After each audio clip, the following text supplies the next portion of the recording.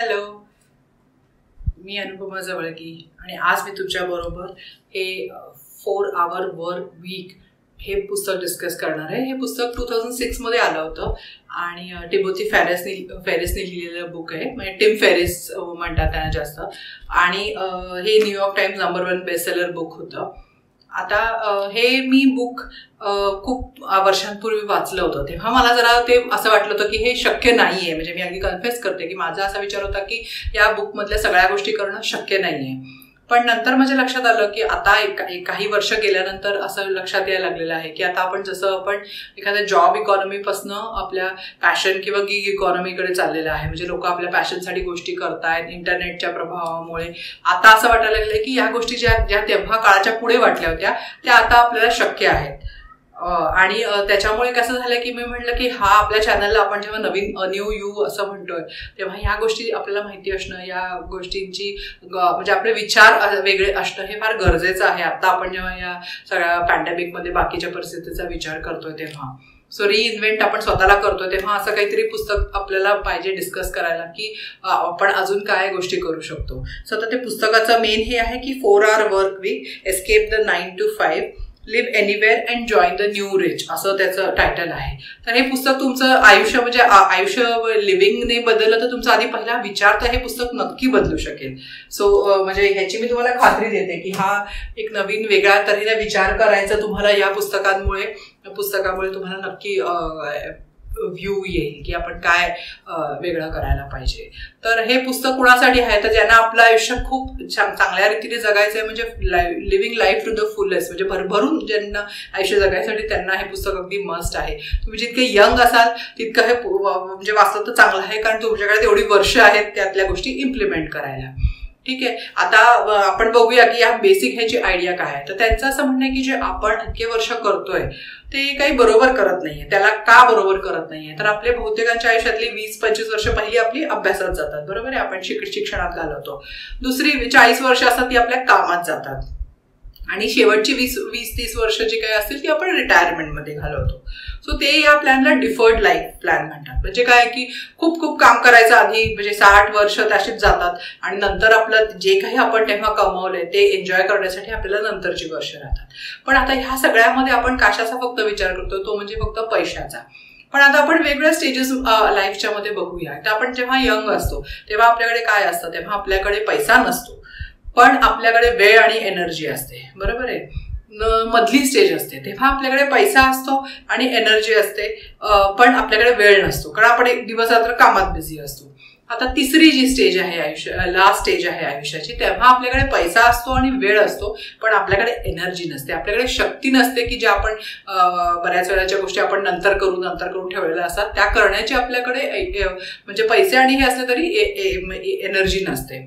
आता ह्या तिन्हीचा आपण काहीतरी मध्ये हे करू शकतो का की एवढं वर्ष रिटायरमेंटची वाट न बघता आपल्याला ज्या काही गोष्टी करायच्या त्यासाठी आपण त्या मध्ये करू शकतो का. आता मी तर हेच असं म्हणेन की ज्या नोकरी करणारे वगैरे लोक आहेत, बिझनेसवाले लोक, ते रिटायरमेंटचा विचार करतात. ज्या काही गृहिणी किंवा होम मेकर्स असतात त्यांना तर हा कायमचाच त्यांचा डिफर्ड लाईफ प्लॅन असतो. म्हणजे आधी शिक्षण होतं, नंतर लग्न झाल्यावर मग मुलं झाली की मग मुलं मोठी झाली की करीन, आणि शेवटी मग असं होतं की आता ह्यांचं त्या मुलांची शिक्षण झाली की मुलांचं लग्न झालं की तो तसा कायमच डिफर्ड प्लॅन असतो. म्हणजे सगळं कायम आपण पुढे जगायचं या याने प्लॅन करत असतो. ते बरोबर नाही असं म्हणून ते म्हणतात की डिफरन्स आणि न्यू रिच. त्यांनी आता जे हे सगळं असा पॅटर्न मध्ये जगत नाहीत, जे म्हणजे शेवटच्या रिटायरमेंटची वाट बघत जगत नाही, त्यांना त्यांनी न्यू रिच नाव दिले. तर आपण म्हणू शकतो की नवीन म्हणजे जुनी ओल्ड स्कूल पद्धत आणि न्यू पद्धत, म्हणजे तुम्हाला रिच हे या गोष्टीशी हे असेल तर म्हणजे नवीन काय पद्धत आहे करण्याची.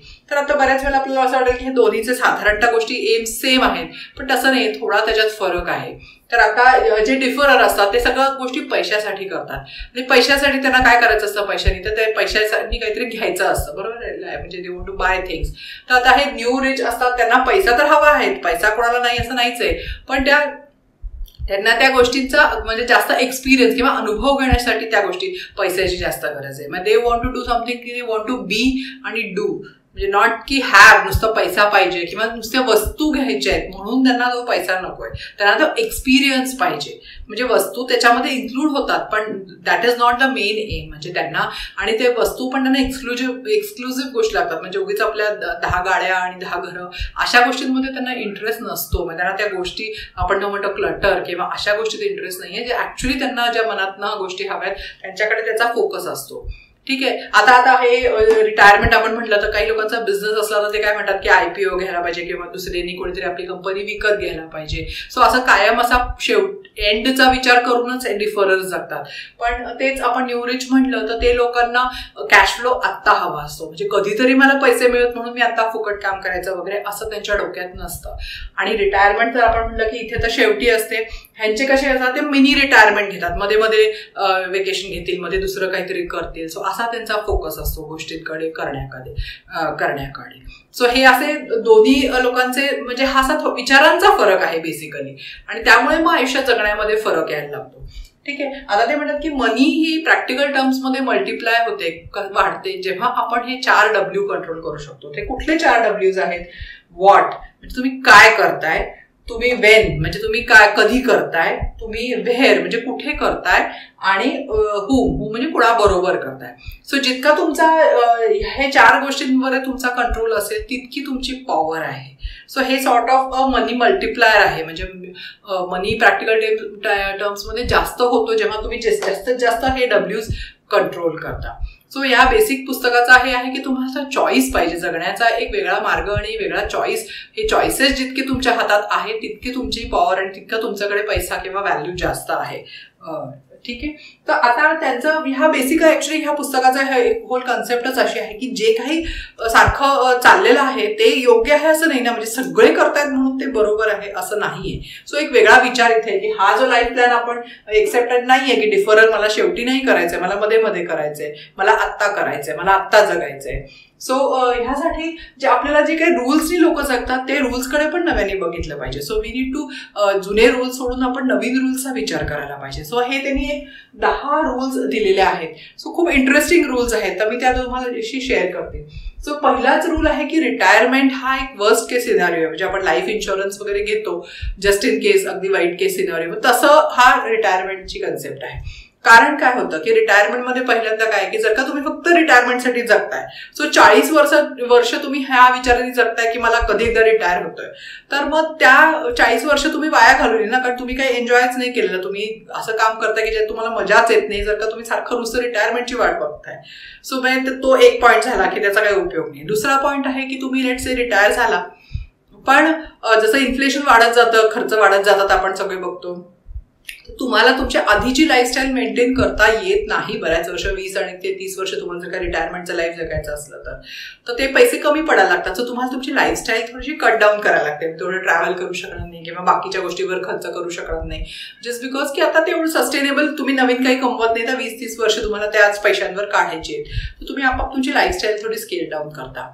आणि तिसरं कारण आहे की जर का तुम्ही म्हणजे हे सगळं नाहीये, तुमच्याकडे भरपूर पैसा आहे, तुम्ही खूप कमवलाय, तुम्हाला काही काळजी नाहीये की तुम्हाला तेवढे पैसे पुरणार आहेत का नाही, पण काय होतं की जर का तुमचं याचा अर्थ आहे की तुम्ही चांगलं काम केलंय, चांगलं कमवत होता आणि तुम्ही यू आर वेल म्हणजे happy with where you are, पण मग तुम्ही इतकं चांगलं काम करत होता आणि तुम्ही पॅशनेटली काम करत होता आणि त्याचा तुम्हाला रिवॉर्ड पण मिळालेला आहे, तर 2-3 आठवडे रिटायरमेंटमध्ये झालं की तुम्ही प्रचंड बोर व्हाल.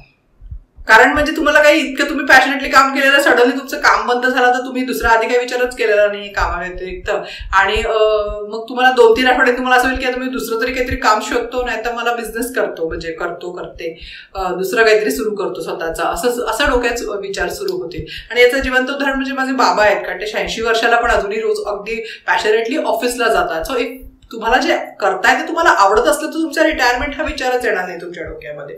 ठीक आहे. म्हणून ते म्हणतात की रिटायरमेंटचा विचार असं सारखा करायची काही गरज नाहीये. दुसरं आहे की इंटरेस्ट आणि एनर्जी हे कमी जास्त होत असतात. म्हणजे आपण कायम काही त्या एका पीक लेवलला काम करू शकतो असं नाहीये. आपली शारीरिक ताकद पण कायम तशीच राहते असं नाहीये. सो आपल्याला मध्ये थोडेसे रेस्ट आणि रेक्रिएशनचे पिरियड्स लागतात. नाही तर आपण म्हणतो की बर्नआउट होतो. म्हणजे आता आजकाल आपण बघतो की दिवस रात्र काम करून फिजिकली पण बर्नआउट होतात लोक, मेंटली पण बर्नआउट होतात. सो आपण हे कन्सिडर करायला पाहिजे की मध्ये मध्ये या मिनी रिटायरमेंट्सनी आपण मध्ये रिफ्रेश होऊ किंवा मध्ये सुट्टी लागते किंवा हे असं काम फक्त काम काम काम करायचं आणि नंतर रेस्ट करायचं हे सस्टेनेबल नाहीये. म्हणजे तुम्हाला जर का नुसतं सर्व्हाइव्ह करायला पण हे बरोबर नाहीये की सारखं तुम्ही म्हणजे 20-40 वर्ष बाकी कशाकडे तुमचे नाते हे सगळं सोडून फक्त कामावर किंवा अशा कशावर फोकस करणे. सो ह्या इंटरेस्ट आणि एनर्जी ह्या दोन्ही गोष्टी कमी जास्त होतात आणि त्या तुम्ही कन्सिडर करायला पाहिजे आणि त्याप्रमाणे तुमचं काम प्लॅन करायला पाहिजे. ठीक आहे. त्याच्यानंतर less is not equal to laziness. आता तिसरा नियम आहे. तर आपल्याकडे कसं आहे ना की समाज ॲज सच म्हणून आपण खूप काम करणाऱ्यांना खूप असं वरचं स्थान देतो आपल्या डोक्यात की कोणीतरी खूप काम करत असेल आणि म्हणजे आपले फॅमिली फंक्शन्स मिस करत असेल किंवा असं आपल्या वाटतं किती काम असतं त्याच्या वाचून चालतच नाही कंपनीचं. आपण हे सगळ्यांनी ऐकलेलं आहे की किंवा मी ऑफिसला गेलो नाही तर माझं हे ऑफिस बंद पडेल वगैरे असे आपल्या काहीतरी डोक्यात कल्पना असतात. आणि मग हे कोणी बघत नाही की ऍक्च्युली काम काय करतंय. म्हणजे प्रोडक्टिव्हिटीकडे लक्ष नसतं, फक्त बिझी असण्याकडे लक्ष असतं. सो एखाद्या व्यक्तीने जर का त्याला गरज आहे तेवढंच काम केलं म्हणजे प्रोडक्टिव्ह काम केलं आणि जे काही फालतू काम असतं ती नाही केली आणि ते दुसऱ्याला दिली असेल किंवा म्हणजे जे त्याला जास्त चांगलं जमतं तेवढेच कामावर जर का लक्ष फोकस केलं तर ती व्यक्ती लेझी नाहीये ना. आपण असं समजतो की सारखं दिवस रात्र काम केलेली व्यक्तीच फक्त हे म्हणजे हार्ड वर्किंग आहे आणि बाकीचे लोक जे काही कमी काम करतील तर ते लेझी आहेत. तशी गोष्ट नाहीये. म्हणजे अगदी आपण अभ्यासाच्या बाबतीत सुद्धा आहे, काही लोक दिवस रात्र अभ्यास करत बसले पण त्याचं लक्षच नसलं तरी आपण मुलांना काय म्हणतो की तेव्हा बघ दिवस रात्र अभ्यास करतोय आणि तू बघ 2 तास अभ्यास केले. पण ते 2 तास जर का फोकस्ड अभ्यास केला तर ते जास्त महत्वाचं आहे. म्हणजे हे अगदी मी अगदी सिम्पल उदाहरण देते सगळ्यांना कळण्यासारखं. सो कामाच्या बाबतीत पण तसंच आहे. ऑफिसमध्ये घर कुठल्याही कामाच्या बाबतीत तेच आहे की फोकस्ड अटेन्शन आणि कमीत कमी वेळात ते काम केलं याचा अर्थ तुम्ही आळशी आहेत असं नाहीये. ठीक आहे. सो हा तिसरा झाला. आता चौथा आहे टायमिंग. म्हणजे टायमिंग इज नेव्हर राईट असा तो लॉ आहे. म्हणजे कसं आहे की म्हणजे बऱ्याच वेळेला आपण लोकांकडनं ऐकतो की आत्ता मला बिझनेस सुरू करायचा नाहीये, आत्ता मला नोकरी बदलायची नाहीये, आत्ता मला हा कोर्स करायचा नाहीये. आता यंग लोक तर बऱ्याच वेळ की आत्ता मला लग्न करायचं नाहीये, आत्ता मला मुलं नको आहेत. सो हे असं म्हणतात की टायमिंग इज नेव्हर राईट. म्हणजे तुम्हाला जर का ते कायम करायचं तुमच्यासाठी ते इम्पॉर्टंट असलं आणि तुम्हाला ते कायम करायचं पुढे जाऊन करायचंच आहे तर तुम्ही ते करा आणि मग तुम्ही काय असेल ते कोर्स करेक्ट म्हणजे नंतर सुधारणा करू शकता. कारण हे असं वाट बघत बसणे की वेळ बरोबर आत्ता नाहीये ती कधीतरी बरोबर होईल तर ती वेळ कधीच येत नाही. सो कधीतरी हे असं डेअरिंग करून पाऊल उचलायलाच लागतं. सो म्हणून ते आहे की टायमिंग इज नेव्हर राईट. ठीक आहे. मग आस्क फॉर फॉरगिव्हनेस पण म्हणजे जनरली आपण काय मागतो, परवानगी मागतो, बरोबर आहे. Ask for permission. पण त्याच्यावरची ते म्हणतात की आस्क फॉर फॉरगिव्हनेस. कारण बऱ्याच वेळेला आपण परवानगी मागतो तेव्हा आजूबाजूची म्हणजे स्पेशली आपले स्पाऊस म्हणजे नवरा किंवा बायको आणि आई वडील ते बऱ्याच वेळेला काही गोष्टी नवीन काहीतरी करायला नाही म्हणतात. कारण त्यांना एक तर तुमची पॅशन माहीत नसते, तुम्हाला काय करायचं माहीत नसतं, त्यांचं इंटेन्शन चांगलं असतं, ते तुमच्यासाठी घाबरतात. म्हणजे त्यांना वाटतं की तुमचं चांगलं व्हावं, तुम्हाला उगीच म्हणजे फेलियर येऊ नये ह्यासाठी ते करतात, बरोबर आहे. पण मग असं परमिशन मागत बसलं तर ते कधीच मिळणार नाही. त्यापेक्षा तुम्हाला जर का पॅशनेटली वाटत असेल आणि इतकी पण ती वाईट गोष्ट नाही की त्यांना सगळ्यांना डिस्ट्रॉय करेल इतकं काही वाईट मोठं करणार नसाल तर तुम्ही ते सुरू करा.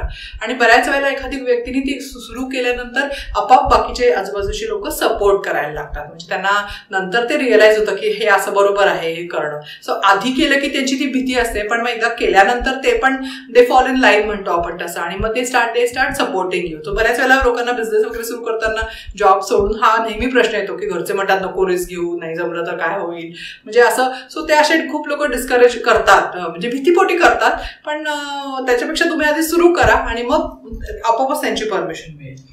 आणि नंतर आहे की स्ट्रेंथ. सो आपण पीटर ड्रकर त्यांच्या पुस्तकात इफेक्टिव्ह एक्झिक्युटिव्ह मध्ये पण बघितलेला आहे की तुमचे जे पॉझिटिव्ह म्हणजे महत्वाचे स्ट्रेंथ्स आहेत त्यांच्यावर फोकस करा. म्हणजे तुम्हाला जे काही चांगलं येतं त्याच्यावर फोकस करा. तुम्हाला जे येत नाही त्याच्यात तुम्ही सारखं त्याच्यावर लक्ष देऊन थोडी त्याच्यात इन्क्रिमेंटल वाढ होईल आणि मग ते मीडिओकर म्हणजे ऍव्हरेज होईल. तर त्या ऍव्हरेजपेक्षा जे स्ट्रेंथ मध्ये तुम्ही फोकस केला तर त्या गोष्टी मल्टिप्लाय होतील. सो त्याचा खूप जास्त फायदा होईल. कमी वेळेत जास्त मिळवायचं असेल तर तुम्हाला स्ट्रेंथवर फोकस करायला पाहिजे. आणि ही अत्यंत गोष्ट बरोबर आहे. फक्त एकच होतं की पीटर ड्रकरने जे म्हणलेलं आहे की त्याच्यामध्ये कॅरेक्टर फ्लॉज आणि इंटेग्रिटी ह्या 2 गोष्टी सोडून काही विकनेसेस असायला पाहिजे. आणि आता आपण 40 तासाचा 4 तासात कन्वर्ट करताना काही अशा गोष्टी समोर येऊ शकतात की ज्याच्यासाठी आपल्याला काही कॉम्प्रोमाइजेस करावे लागतील. सो ते न करता म्हणजे ह्या 2 गोष्टींचं लक्ष ठेवणं मला वाटतं की खूप गरजेचं आहे. म्हणजे स्ट्रेंथ्समध्ये हा एक गोष्ट आहे की ॲज लॉंग एज ते विकनेसेस तुमचं कॅरेक्टर फ्लॉज आणि हे नाही आहेत. So focus on strengths. मग एक्सेस म्हणजे काय होतं की too much of excess is not good, म्हणजे excess of the good thing is also not good. म्हणजे चांगल्या गोष्टी पण जास्त झाल्या तर चांगल्या नाही होत. म्हणजे टू मच, टू मेनी आणि टू ऑफन, म्हणजे जास्त खूप प्रमाणात, खूप वेळा आणि खूप तिन्ही हे जरी तुम्हाला त्या आवडीच्या गोष्टी असल्या तरी त्याचा इफेक्ट निगेटिव्ह होतो. आता आपण बघतो की तुम्ही जास्त साखर खाल्ली तरी प्रॉब्लेम आहे, तुम्ही कमी तुमची साखर झाली तरी प्रॉब्लेम असतो. सो एनिथिंग गुड थिंगचा पण जास्त एक्सेस होऊ शकतो. मुख्य म्हणजे खूप पोझेशन्स, म्हणजे तुमच्याकडे खूप गोष्टी असल्या तर त्याचाही आपल्याला त्रास होतो आणि खूप टाइम असला तरी त्रास होतो. म्हणजे सगळं करून जर का तुमचं असं झालं की तुमच्याकडे खूप वेळ उरलाय, रिटायरमेंटमध्ये वेळ उरलाय किंवा खूप वेळ आहे, तर त्या जास्त वेळेचाही तुम्हाला त्रास होऊ शकतो. सो तुम्हाला ते गोष्ट चांगली आहे म्हणून ती खूप पाहिजे असं नाही. सो तर फ्री टाइम जरी तुम्ही प्लॅन केला तर त्याचं काहीतरी आधी प्लॅनिंग पाहिजे की त्या वेळेचं तुम्ही करणार काय आहात. म्हणजे 40 ते 4 तास कामाचे करून त्या उरलेल्या 36 तासांचं तुम्ही काय करणार आहात हे पण तितकंच महत्वाचं आहे. ठीक आहे. आता हे नंतर आहे की मनी हा बऱ्याच वेळेला एक्सक्यूज म्हणून वापरला जातो. म्हणजे कसं की मला काहीतरी करायचंय, मला बिझनेस सुरू करायचा पण माझ्याकडे पैसे नाही आहेत, मला अजून काहीतरी ट्रॅव्हल करायचंय पण माझ्याकडे पैसे नाही आहेत, आणि पैसे कमवण्यासाठी मला जो आहे तो जॉब किंवा आहे तो हे करणं गरजेचं आहे. सो हा एक असा बऱ्याच वेळेला एक्सक्यूज सारखा असतो. म्हणजे ठीक आहे, पैसे तर गरज आहेच आहे, पण जेवढे पैशाची गरज आपल्याला लागते असं वाटतं की एवढे लागणार आहे तेवढी खरं बऱ्याच वेळेला आपल्याला गरज नसते. There are ways to work around it असं ते म्हणतात. म्हणजे की मिलियनर लाईफस्टाईल जगण्यासाठी काही $1 मिलियन लागतात असं पण नाहीये. म्हणजे तुम्ही दुसऱ्या छोट्या ठिकाणी वेकेशनला जाऊ शकता किंवा छोट्या गावात राहू शकता, असे खूप तरी नंतर ऑप्शन्स दिलेले आहेत. पण बऱ्याच वेळेला मनी हा एक्सक्यूज का वापरला जातो की मला कमवणं गरजेचं आहे, त्यामुळे मला मी जे करतो ते करणं मला भाग आहे. हा जो एक एक्सक्यूज कायम दिला जातो तो म्हणतात की तो बरोबर नाहीये. कारण बऱ्याच वेळा तो एक्सक्यूज कसा वापरला जातो की जे करताय त्याच्यावर लक्ष न जाणे, म्हणजे की मला आता विचारच करायचा नाही की मी काय करतोय किंवा काही करू शकतो, ह्यासाठी आपण तो एक्सक्यूज वापरतो. सो सेल्फ असेसमेंट, सेल्फ इंट्रोस्पेक्शनसाठी आपण तो म्हणजे न करण्यासाठी आपण तो एक्सक्यूज वापरतो. सो तो बरोबर नाहीये. सो म्हणून मनी हा एकमेव साधन नाहीये काही करण्यासाठी. ठीक आहे. आता ही कन्सेप्ट खूप वेगळी आहे, relative income. So let us say की कोणीतरी आपण नेहमी आपण ॲब्सोल्यूट पैशात, म्हणजे relative income versus absolute income असा तो डिफरन्स आहे. तर आता कोणीतरी लेट से $100,000 म्हणजे $100,000 मिळवते एका वर्षाला, आणि कोणीतरी $50,000 मिळवते. तर तुम्ही नॅचरली म्हणाल की पहिली जी व्यक्ती आहे जी $100,000 मिळवते ती जास्त श्रीमंत आहे किंवा जास्त पैसे कमवते. पण आता मी तुम्हाला सांगितलं की पहिली जी व्यक्ती आहे ती 40 तास काम करते आणि दुसरी जी व्यक्ती आहे ती फक्त 10 तास आठवड्यातले काम करते. सो सडनली तुमच्या डोक्यात विचार येईल ना, म्हणजे मग आता कोणाला जास्त मिळत आहेत, पण इकडे 40 आहेत इकडे 10 तास आहेत. सो पर आवर व्हॅल्यू काढली तर दुसऱ्या व्यक्तीची जास्त होईल कमाई, बरोबर आहे. मग आता त्याच्यात मी तुम्हाला सांगितलं की जी 100,000 मिळणारी व्यक्ती जी आहे ती अमेरिकेत राहते आणि $50,000 वाली व्यक्ती आहे ती इंडियात राहते. तर मग त्याच्यात अजून एक वेगळा व्हेरिएबल ऍड झाला ना की तुम्ही कुठे राहताय. आता लॉकडाऊनमध्ये पण खूप लोकांनी बघितलं असेल जे मोठ्या गावात, मोठ्या सिटीजमध्ये राहत होते, पुणे, बँगलोर असेल, आणि ते आता आपल्या छोट्या गावात गेलेले आहेत. तर त्यांच्या जी सॅलरी त्यांना या मोठ्या गावांसाठी मिळत होती आता ती छोट्या गावात सडनली जास्त वाटते ना, कारण त्यांचे खर्च पण, ती खर्चाचं लेवल खाली आली, आणि प्लस भाडं वगैरे जे काही इथे देत होते त्याच्या मानाने त्यांच्या ह्याच्यामध्ये लिव्हिंग एक्सपेन्स खूप कमी असतात छोट्या गावात. सो सडनली तोच सॅलरी तुम्हाला जास्त वाटते तुम्ही दुसऱ्या ठिकाणी गेल्यावर. सो हा एक रिलेटिव्ह डिफरन्स आहे हा की ॲब्सोल्यूट इन्कम आणि रिलेटिव्ह इन्कम मध्ये. सो आपण फक्त आतापर्यंत ॲब्सोल्यूट इन्कमचा विचार करतोय. सो हा जो टाइमचा फॅक्टर आहे, त्याची एक कॉस्ट आहे, त्याचा आपण कधी विचार नाही केलेला. सो हे एक वेगळी हे आहे की आपण रिलेटिव्ह इन्कमचा विचार करायला पाहिजे. त्याच्यानंतर लास्ट जो आहे तो आहे distress versus eustress. So distress म्हणजे काय की वाईट प्रकारचा स्ट्रेस. म्हणजे कसं की जो आपल्याला म्हणजे मेंदूला आणि आपल्या शरीराला त्रास देतो, सारखं आपल्याला म्हणजे भीती वाटते जास्त स्ट्रेसमध्ये असलो की आपण सगळ्या दृष्टीनं ते आपल्यासाठी चांगलं नाही हे आपल्याला सगळ्यांना माहिती आहे. तो झाला स्ट्रेस. पण युस्ट्रेस हा काय आहे तर ग्रीक प्रिफिक्स आहे EU म्हणजे काय हॅपी. सो तो चांगल्या प्रकारचा स्ट्रेस. आता चांगल्या प्रकारचा स्ट्रेस काय असतो की तुम्ही तुमच्या कम्फर्ट झोनमध्ये आहात की तुम्हाला काही नवीन करायचं नाहीये, पण जेव्हा तुम्ही तुमच्या क्षमतेपेक्षा थोडंसं काहीतरी जास्त करायला घेता तेव्हा जो तुम्हाला स्ट्रेस येतो तो चांगला स्ट्रेस असतो. म्हणजे तुम्ही जिमला गेला आणि तुम्ही एकच वेट रोज उचलायला लागला तर तुम्हाला मजा नाही येणार आणि तुमच्या मसल पण बिल्ड नाही होणार. राईट. तुम्ही रोज थोडंसं एक्स्ट्रा करता ना, म्हणजे तुम्ही काही करत असला, तुम्ही चालत असला तरी तुम्ही काही दिवसांनी तुम्ही ते थोडंसं वाढवता ना, वेळ वाढवता चालायची किंवा स्पीड वाढवता. सो तो जो तेव्हा वाढवता तेव्हा जो स्ट्रेस होतो तो चांगला स्ट्रेस आहे ना, त्याशिवाय आपण मोठे म्हणजे इम्प्रूव्ह करू शकत नाही. सो तो स्ट्रेस आहे तो यू स्ट्रेस आहे. सो आपल्याला नेहमी डिस्ट्रेस नाही पाहिजे, पण यू स्ट्रेस तर पाहिजे ना, नाही तर आपण तिथेच राहू कायम, आपल्यामध्ये काहीच प्रगती होणार नाही. सो हा डिस्ट्रेस बरोबर हा यू स्ट्रेस, पण डिस्ट्रेस नकोय पण यू स्ट्रेस मात्र नक्की हवाय. सो आता हे जे तुम्ही बघितले ना, आता मी तुमच्याशी शेअर केले ह्या गोष्टी आहेत की आपल्याला हे म्हणजे ही लाईफस्टाईल किंवा हा वेगळा विचार का करायचा आहे, बरोबर आहे. सो आता हे आपण का वर गेलोय. सो आता आय थिंक या पुस्तकात खूप चांगल्या चांगल्या गोष्टी आहेत की ज्या खरंच विचार करायला लावतात. सो मला असं वाटलं की हे एका व्हिडिओमध्ये करणं आणि हे सगळं एक्झॉर्ब करणं पण अवघड आहे. म्हणजे नुसतं व्हिडिओ करण्यात मजा नाहीये. तर मग हे सगळ्याचा आपण जो नेक्स्ट स्टेप आहे की हा डिफरर टू न्यू रिच पर्यंत जायचं कसं, म्हणजे आता आपण व्हायचा विचार केला कारण ते सगळ्यात आधी महत्वाचं आहे, आणि त्याच्यानंतर आपण हाऊचा विचार करणार आहे की आपण हा शिफ्ट करायचा कसा. सो हा नेक्स्ट व्हिडिओ हा त्याच्यावर असणार आहे की प्रोडक्टिव्हिटी लॉस काय आहे, काय गोष्टी आपण वापरू शकतो. सो म्हणून ह्यासाठी हा आपण व्हाय आहे, नेक्स्ट हाव असणार आहे. सो ह्या व्हायसाठी जर त्यांनी त्यांच्या बुकमध्ये 3 क्वेश्चन्स दिलेले आहेत. सो ते मी तुमच्याबरोबर आता इथे शेअर करणार आहे हे क्वेश्चन्स. सो प्लीज ह्या क्वेश्चन्सवर रिफ्लेक्ट करा, कारण काही चेंज व्हायला आपल्यासाठी सेल्फ इंट्रोस्पेक्शन आणि हे रिफ्लेक्शन खूप गरजेचं आहे. सो हे प्लीज टायटलवर जाऊ नका 4 hours. इट इज अबाउट की तुम्हाला तुमचं लाईफ सगळ्यात संपूर्ण कसं जगता येईल चांगल्यातल्या चांगल्या प्रकारे, ह्याच्यावर हे पुस्तक बेस्ड आहे आणि ते आय एम शुअर की सगळ्यांना ते हवं आहे. सो नक्की पुढचा भाग बघा ह्याचा, आणि तुम्हाला व्हिडिओ आवडला तर लाईक करा, फ्रेंड्स अँड फॅमिली बरोबर शेअर करा आणि चॅनलला सबस्क्राईब करा. सो पुढच्या व्हिडिओमध्ये भेटूया. नमस्कार.